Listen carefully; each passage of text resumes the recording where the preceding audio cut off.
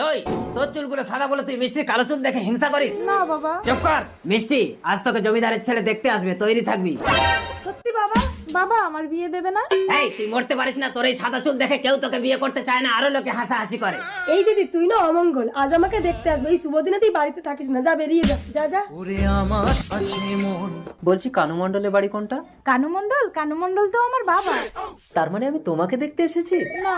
আহা লজ্জা পাচ্ছ কেন? আমি সুফল, তোমাকে আমার ভীষণ ভালো লেগেছে, বিশেষ করে তোমার বিদেশি হেয়ার কালার। আরে তোমার নামটা বলে যাও। দই গো বাবু, দই।